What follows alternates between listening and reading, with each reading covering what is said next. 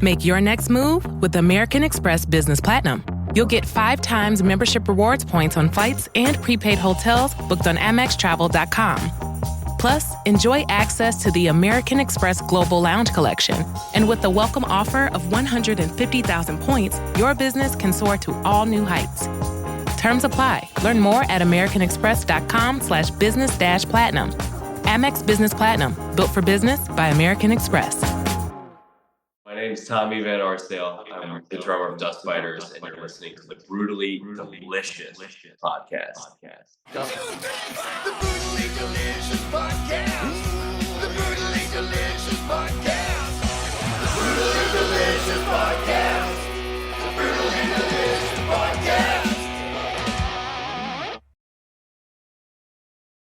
Are you satisfied with the way it turned out, or are you sitting back and going, man, I wish I could have done this, or I wish I could have done that? Or is that something you always do?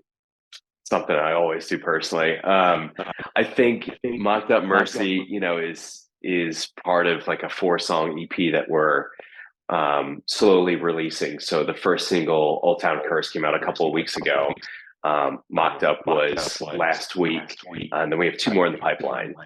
So all 4 were written last year and recorded in the spring with Josh Schroeder from Random Awesome Studios in Michigan. We had an amazing time with him. He really helped us to kind of bring out some of the aspects of our playing that we really love to feel like when we're playing live, and also when we're playing in our own home studio. So just like power and rawness, and just kind of like accentuating parts of the music that are a little bit harder or more nuanced. So we're totally stoked on how these came out. I mean, they just sound nice and big and like aggressive and fucking kick ass. Very aggressive. That's on the list. Yeah, so we're psyched about that. But just in terms of like performance, man, I always walk away from like every show or every studio session, and I'm like, man, I wish I could have done this, or I wish I would have like swapped this fill out or something. I think like a lot of artists have that sort of right. I wish way I of like could've. looking back. Yeah, and it's just a product of like evolving. Like it's tough to release things, like put it out. So. Right. But then once it's out there, it becomes sort of just like a time capsule of that time, that period of time or whatever, and then you just move on. And I guess you could look back at it whether you wanted to do something different or not. Yeah, that's true. And that's the way we look at like the Guild album, like our first full length. It was a nice like way to capture that moment in time of like who we were as a band and individual artists, and like what we were thinking about and feeling during that time. And so, yeah, you can always like overanalyze stuff, but I think you're right. It's important to just be like, that's what we were feeling, glad to put it down and get it out there and move on and keep like learning and evolving. You seem like a nice guy. I mean, we've talked before, but what are you so pissed at? Why so pissed? I mean, there's like, look around. There's a lot. A lot of our music, it's just like all of our backgrounds are like, I mean, me and Kinsley, the front man, kind of like punk background. And I would say like Miller is definitely, and Brian, like more metal. Like we all converge on metal for sure, and like post-hardcore, hardcore music. So like that sort of like aggressive, like in your face style of writing and performing is like just super fun, if anything else. But yeah, there's tons to get like pissed off at in the world. But a lot of our music, I wish Kinsley were here to speak to some lyrics, but it really just has to do with like self-reflection and like anxiety and grief, and also like overcoming that stuff too, right? So it's like, among like all of the chaos and like frustrations and shit to get pissed off in the world, like, what do you do with that? Like what do you do to sort of like ask for forgiveness, or like try like come together as people? And like 2 of the members of the band have kids, so it's like, how do you raise children in a world where things just don't seem to add up? So I like to think of our music as either like being really angry musically and bright lyrically, or like the opposite of that.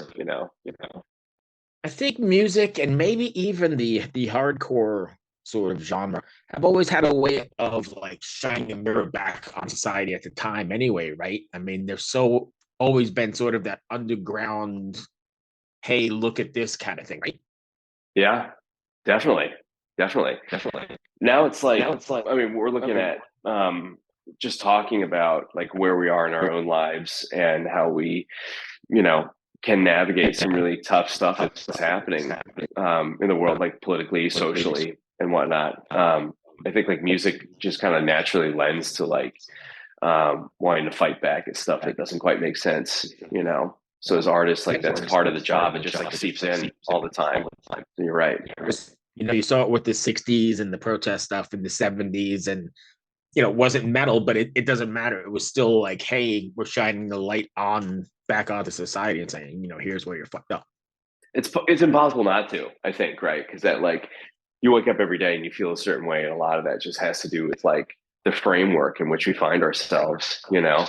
But that's where I think like you know, our first full length was called Guilt. Our EP was called Shame.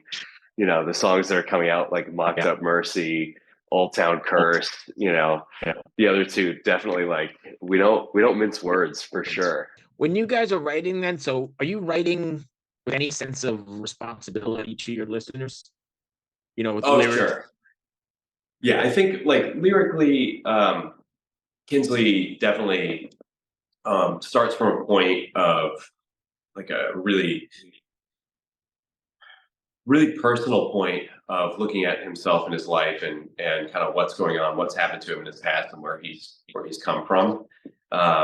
Very reflective, and that definitely comes through with songs that have to do with overcoming addiction and using his family, his job, the band, and different aspects of friends and family to sort of overcome those things. So definitely starts from a place like that. And then as we bring music, like instrumentation to the table, and he brings lyrics to the table, it all kind of melds into what we think is the best way for us to express ourselves. And a lot of that is definitely like thinking about palatability, not necessarily putting that in the forefront, but our music is tough to figure out exactly what community it fits in. I mean, this is something we've been dealing with for a while, so it's not like as manic to be put in the vein as like post-hardcore. It's not straightforward to just be like hard rock. It's not, I guess, like aggressive with the drums to be considered metal. You know, and it's not really like melodic enough to be grunge. So I don't know if you were to like take sort of the fringe elements and also like the quintessential elements of a lot of those genres and put them together, it might be us. So like the palatability thing is just like, where do we fall? You know, like who exactly would be listening to this music? And so obviously like we love breakdowns, we love like codas. And so we want to make sure that shit's catchy and danceable. And so to that extent, we're thinking of an audience for sure. Even from the music standpoint, are you writing like how the song is going to come across on stage?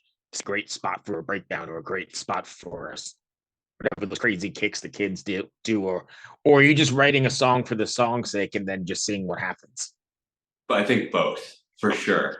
Yeah, and oftentimes we'll have like a breakdown riff or like an iteration of a breakdown, and we're like, okay, this would be really awesome. Like, where could we put this that would make sense? And then sometimes, just honestly, like it'll just reveal itself. You know, like there's an old adage I really like that's when the student is ready, the teacher will appear. So sometimes you're just like in the process, and all of a sudden, like that's it. Like that's where this part needs to go, or it'll be like this needs a blank, like a breakdown or like a pre-chorus or something. So a lot of the times we just come with ideas and let the music sort of dictate what we do next, right? But to kind of go back to earlier, like we know it's finished when we're comfortable. I don't think we ever are just like, this is it. You know, it's just a state where it's just like, all right, I think this is like the point in which we can walk away and we should work on something else. Okay. I'm going to divert just because it's trying to be crazy. You mentioned that Alice in Chains a little bit ago. One of the never-ending conversations on this show is Alice in Chains metal? Would you define them as metal? Yeah, I would say there are elements of metal for sure. Yeah, I mean, like I don't think you could really pin them or anyone else down by like a song or an album. So for sure, yeah, they're metal and I would say, you know. Fair enough. So you guys all have regular jobs, I'm sure. How Yeah. does it what does this look like out on the road then? I know you work at Kuma's, right? I did, yeah, for a long time. I was there for about 7 years. I recently left them, trying to figure out my next move. I've been in hospitality for over a decade though. So but yeah, all of us have full-time day jobs. And as I mentioned, Nick Kinsley and Brian have kids. So yeah, we all have a lot of stuff on our plates. And so the good thing is like when we do practice, which is at least, once a week or so together as a band, if not more. It's kind of like it is cathartic. It's like our way to be creative and also just hang out. I mean, we're all like incredibly great friends. And then when it's time to go on the road, that does take a lot of planning. So it's not just like when I was, when we were in our teens or early 20s and you could just say like, let's just hit the road and like pick a bunch of places, and just go play or hit up friends, sleep on couches. I mean, we still do that for sure, but there's a lot more like intentionality behind it, which is kind of cool in a way because it gets us like more in the mindset of like, all right, let's plan a route. Let's like get posters designed. Let's like sort of figure out how we want to promote this, where we want to play, who we can reach out to. And so it takes on more of a form of like more of like a put together sort of scenario, rather than just like punk rock, like fuck it, driving all night, drinking all day, like sort of thing.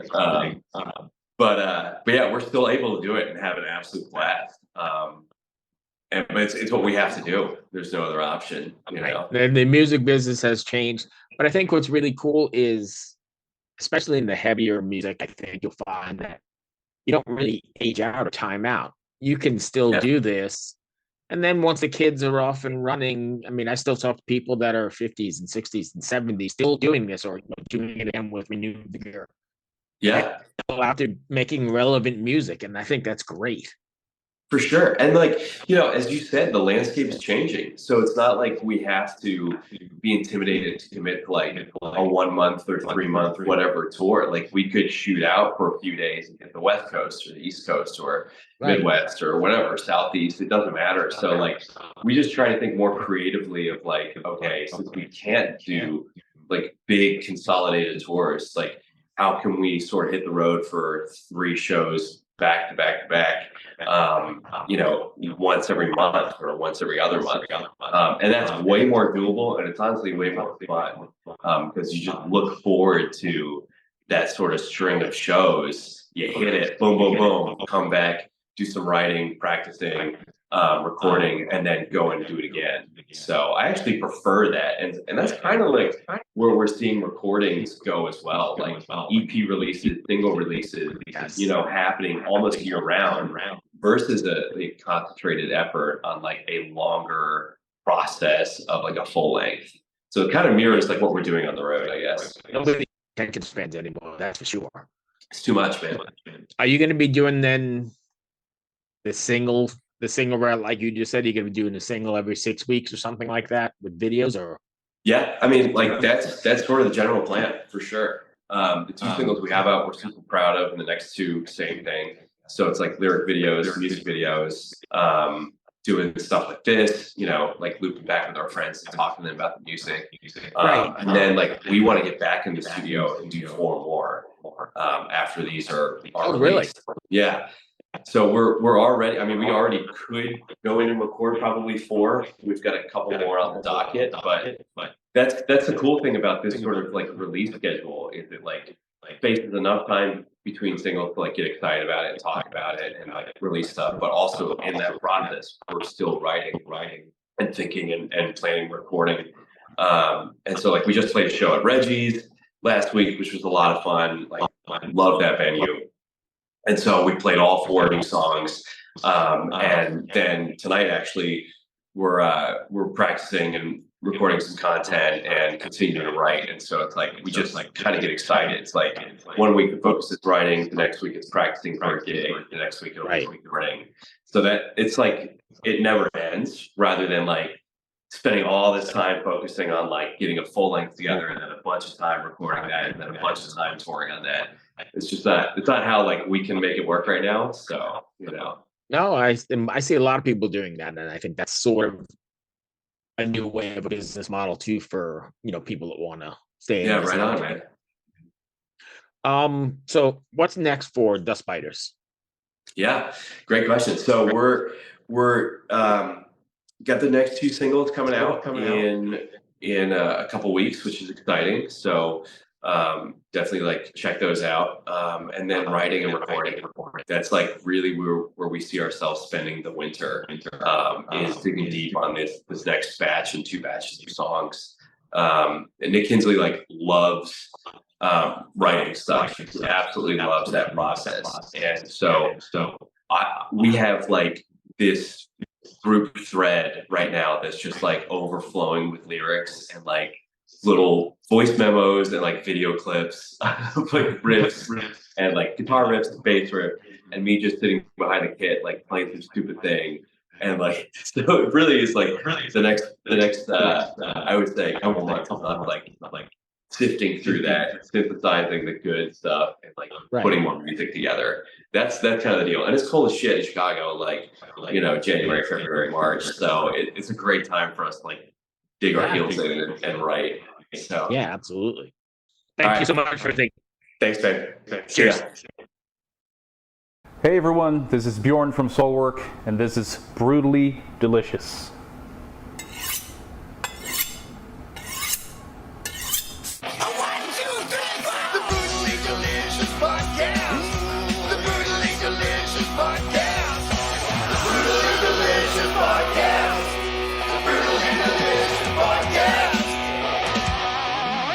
Hey there, heavy metal maniacs and kitchen crusaders. I'm Bruce Moore, the host of the Brutally Delicious podcast, where we whisk up a blend of metal and food to quench even the most discriminate tastes. Have you ever wondered what your favorite metal musician chows down on before they hit the stage to melt your face off? Well, look no further. Here at the Brutally Delicious podcast, we have cooking segments so brutal they'll make your oven want to headbang. From beefy, bodacious burgers to spicy, succulent salmon to kickin' caliente cauliflower and more. We mix metal and culinary creations, resulting in a feast for the senses. But wait, there's more. Hey, this is Michael Monroe. Brutally Delicious. Isn't that beautiful? See you down the road. Each week, I meet with the mammoths of metal for interviews that are spicier than a Carolina Reaper. Get the latest on their upcoming shows, behind-the-scenes stories, and if we're lucky enough, maybe they'll share a secret family recipe or two with us. You'll also want to check out our weekly album and show reviews, where we dice, slice, and serve up our unique takes on the latest metal releases. So grab your leather apron, crank the volume to 11, and subscribe to the Brutally Delicious podcast on your favorite podcast platform. It's sure to be a hell of a time. Oh, hey there. It's Tim from Protest the Hero. Now that you've seen my junk, I'm going to show you how to make a pizza. And you're watching Brutally Delicious. What's up, everybody? Max Cavalera, Soulfly, and you listen to Brutally Delicious podcast. Stay metal, motherfuckers.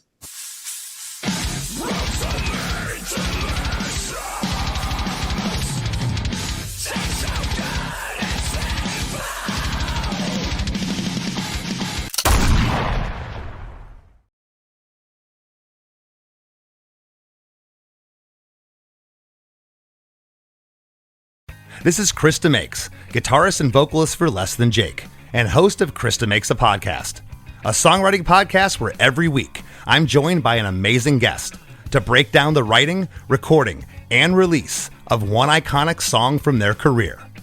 In our giant evergreen back catalog of episodes, we've had rock legends such as Dee Snider and Huey Lewis, punk rock favorites like Mark Hoppus, Fat Mike, and Brett Gurewitz, and up-and-coming artists of today such as Liz Stokes of the Beths and Genesis Owusu. We've had guests from all genres and styles of music, and I guarantee that if you peruse our back catalog, you'll see several episodes that'll make you say, man, I gotta hear that. Whether you're a fan of music or a creator of music yourself, you'll take away a whole new appreciation for the songs you know and love. Krista Makes a Podcast is available for free on all the places you could possibly listen to podcasts, and new episodes come out every Monday.